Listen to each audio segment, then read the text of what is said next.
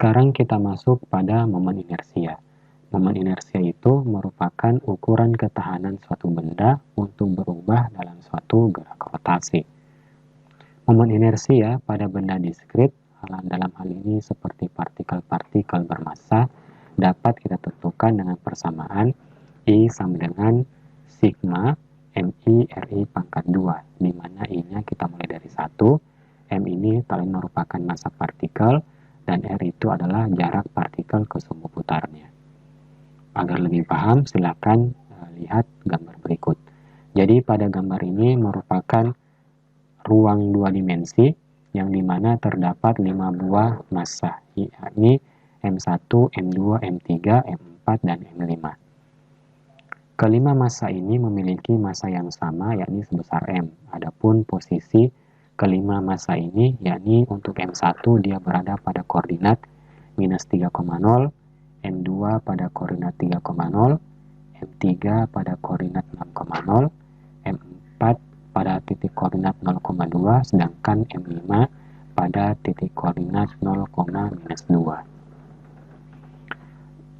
Yang pertama itu kita ingin mengetahui berapa besar momen inersia partikel-partikel tersebut pada sumbu rotasi sumbu X.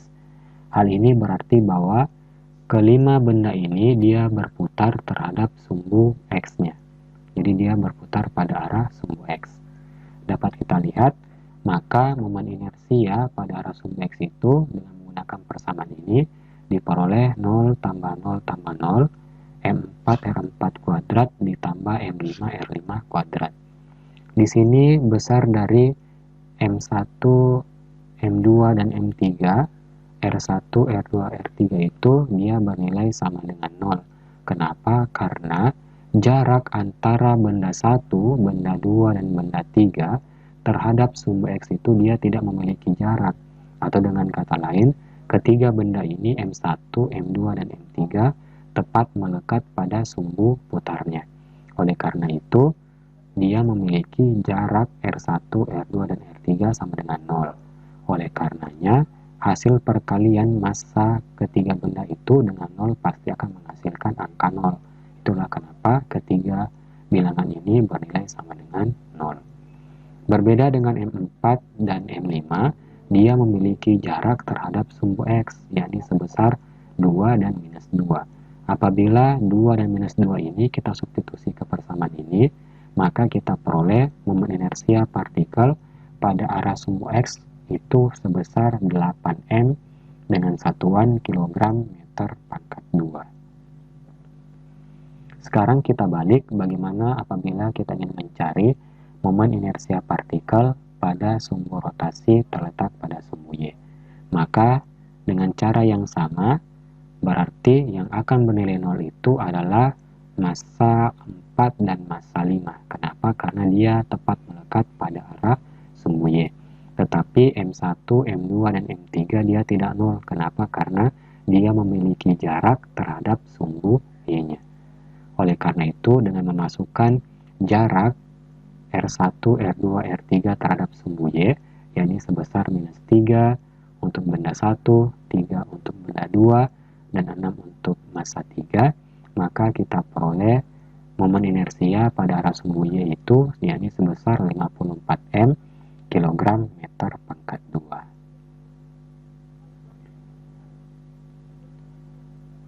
Untuk momen inersia pada benda yang kontinu, kita dapat menentukannya dengan menggunakan persamaan teknik integrasi yakni I sama dengan integral X kuadrat dm, di mana dm ini telah merupakan elemen massa dari benda kontinu tersebut. Adapun benda kontinu yang dimaksud ini adalah bukan kayak partikel lagi, tetapi dia sudah dalam bentuk benda, misalnya batang, lingkaran, bola, plat, persegi, ataupun kubus. Di sini kita akan mengupas salah satu contoh, yakni contoh yang pertama itu ada sebuah batang dengan panjang sebesar L. Kemudian pada salah satu ujungnya kita tetapkan sebagai sumbu rotasi. Otomatis batang itu akan berputar mengelilingi sumbu rotasi tersebut. Tugas kita sekarang adalah kita ingin mencari berapa besar momen inersia pada batang tersebut dengan sumbu rotasi berada pada salah satu ujung batang.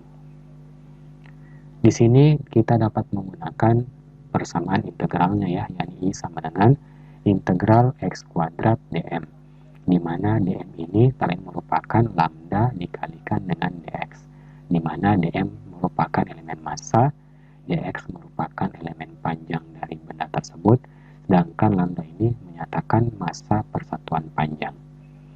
Oleh karena itu, dengan melakukan integrasi pada persamaan ini pada kedua buah ruasnya, maka akan kita peroleh M sama dengan lambda dikalikan dengan L.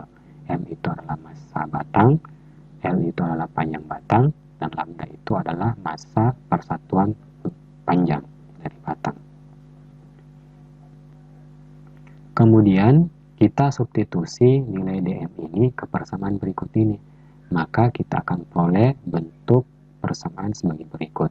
Di sini kita ambil batas integralnya mulai dari 0 sampai dengan L. Yang lain merupakan jarak dari seluruh batang ke sumbu putarnya, yakni sebesar L. Oleh karena itu, dengan melakukan teknik integrasi sederhana, maka akan kita peroleh hasil integrasinya adalah sepertiga dikali lambda dikali X pangkat 3. Dengan memasukkan batas integrasinya mulai dari 0 sampai dengan L, maka akan kita peroleh bentuk berikut ini. I sama dengan sepertiga lambda L pangkat 3 atau sepertiga lambda L dikali L pangkat 2. Karena lambda dikali L tak lain merupakan adalah M yang menyatakan massa benda, maka kita memperoleh persamaan momen inersia pada sistem tersebut dalam bentuk yang paling sederhana, yakni I sama dengan sepertiga ml pangkat 2.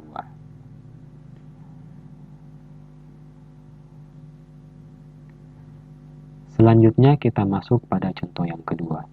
Berbeda pada contoh yang pertama, pada contoh yang kedua ini kita akan mencari momen inersia batang tersebut, tetapi dengan sumbu putar atau sumbu rotasi tepat berada di tengah-tengah batang. Dengan menggunakan konsep yang sama seperti pada contoh yang pertama tadi, tetapi di sini batas integrasinya yang berubah, yakni mulai dari minus L per 2 sampai dengan L per 2. Kenapa di sini minus? Karena kita menganggap bahwa titik tengah-tengah ini merupakan titik pusat koordinatnya. Oleh karena itu di sebelah kanan dia bernilai positif L per 2, sedangkan di sebelah kiri dia bernilai negatif, yakni minus L per 2. Kenapa L per 2? Karena jarak antara batang ini terhadap pusat sumbu putarnya yang berada di tengah-tengah itu, yakni sebesar setengah dari panjang batang. Oleh karena itu kita tuliskan L per 2. Kemudian dengan melakukan integrasi sederhana, lalu kita lakukan substitusi batas integrasinya mulai dari L per 2 hingga minus L per 2, maka kita peroleh persamaan momen inersia untuk batang yang sumbu rotasinya berada pada tengah-tengah batang, yakni sebesar I sama dengan 1/12